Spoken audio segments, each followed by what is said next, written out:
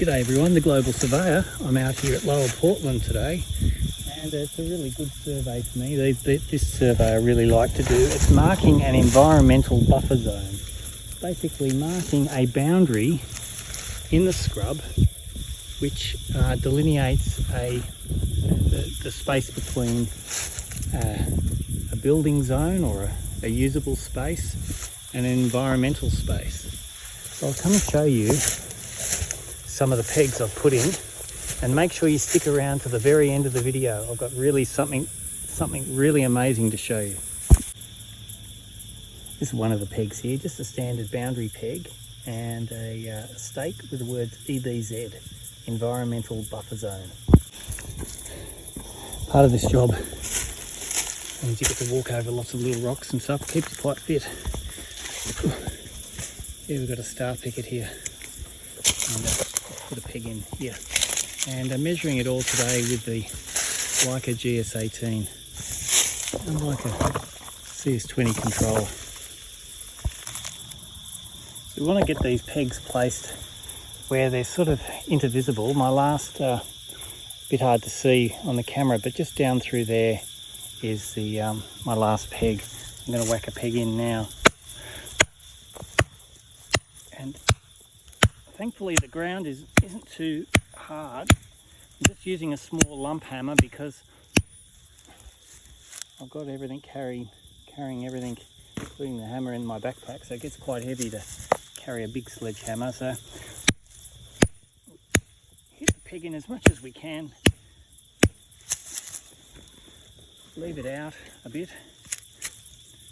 I'm putting the stake here on a 45-degree angle. As so.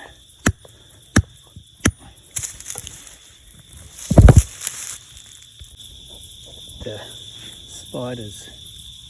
spiders are out today,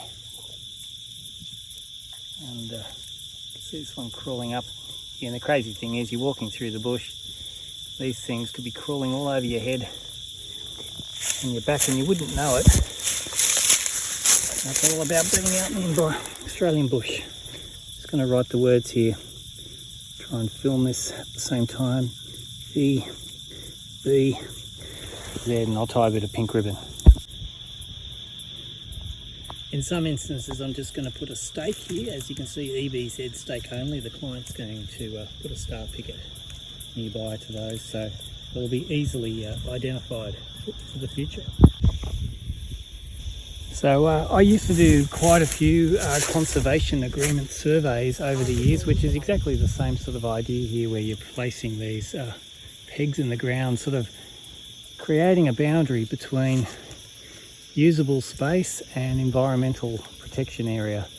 And there's this little watercourse here which apparently might have some endangered frogs living in, and so the idea is that this conservation area that we're marking will protect this little watercourse and have a little retain the home for these endangered frogs.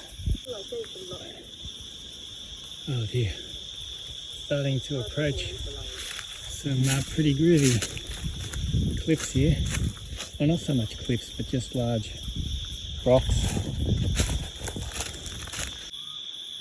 You can see the type of survey stake I'm using. It's only about 450 long as opposed to the 600mm long ones, and it's about 13 mils wide. A little easier to put inside your backpack as opposed to the 600 ones which hang out the end, and a lot lighter and easier to hit in. And there's no commission here by plugging this backpack. I'm not getting paid by anyone, but Kmart sell this backpack, and it's a kind of like a canvas material. It's got a heap of pockets. Front pocket here, smaller pocket there, a middle pocket, and a really large pocket where I keep all my stakes. As you can see, just in there. Guess how much it cost me? $29, Kmart. So if you're looking for a real rugged backpack to take into the field, check them out. Like I said, I'm not getting no commissions from Kmart for plugging a backpack, but why not put it out there if there's anyone else who may have a product that would love me to promote it on my channel. Feel free to reach out. I'd be more than happy to promote any product you may think suitable for my channel, Global Surveyors, about surveying. And I think there was a line peg somewhere here. You can see someone's put a bit of a yellow arrow. Ah, here we go. There's an old peg there.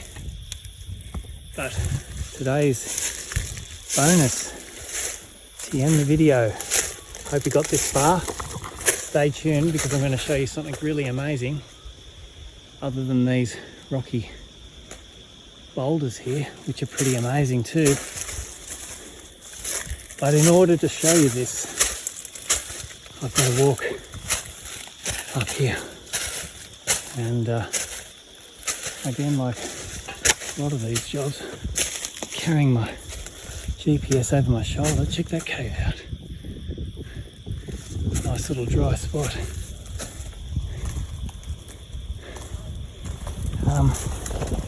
I've got to figure a way up to the top of these rocks. I think up through here might be the go.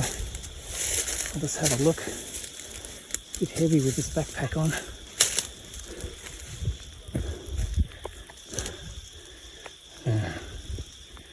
It doesn't look promising. It's starting to rain too. See what I can find around here. Looks like a bit of an animal track up here. I was going to go up there. That's no good. I've got to carry my GPS up with me, otherwise I'd leave it at the bottom of the cliff. But I need to measure what I'm going to show you. Stay tuned. Oh, another cool cliff cave there. Great place to keep dry. It's starting to rain. And whoa, slippery. Lucky I've got these good hiking boots, Scarpas, made in Italy. They're not cheap, but they're really, really good boots for walking around places like this. Check out down there. Whew. Okay.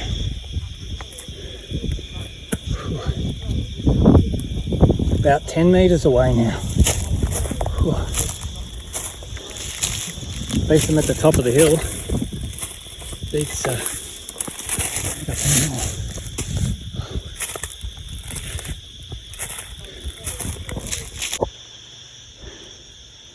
I'm at the top of this cliff.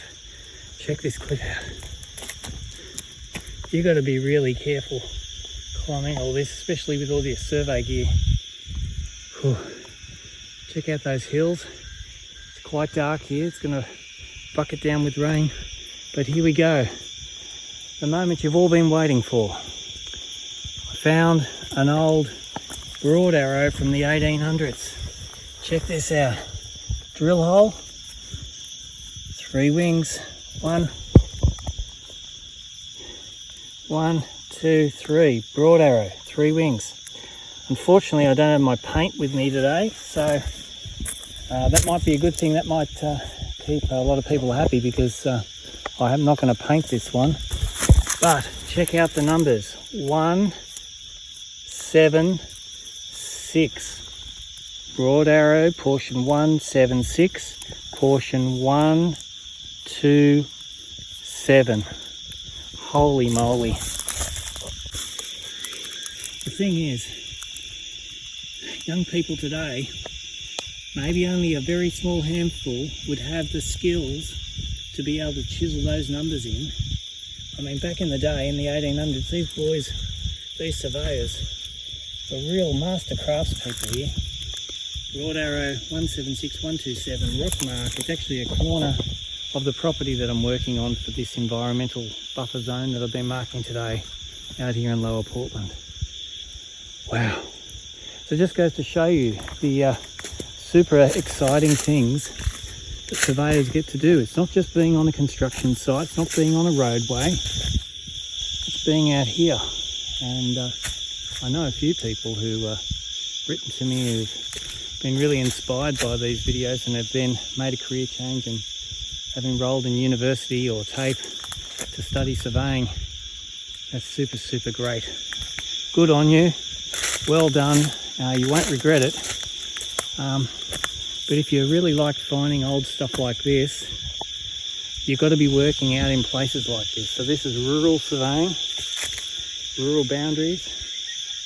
I'm in the Hillshire, but you know, Hillshire, Hawkesbury, anywhere where there's vegetation like this, and old surveys back in the 1800s or early 1900s, surveyors were poking around here, and again, putting these amazing marks on there. At the end of the video, I'll show you another photo that I took of this mark many, many years ago, because this is the second time I've been here. So again, thanks so much for watching. Thanks for subscribing. Thanks for sharing. Thanks for your comments. I'm the Global Surveyor signing out. Have a great weekend.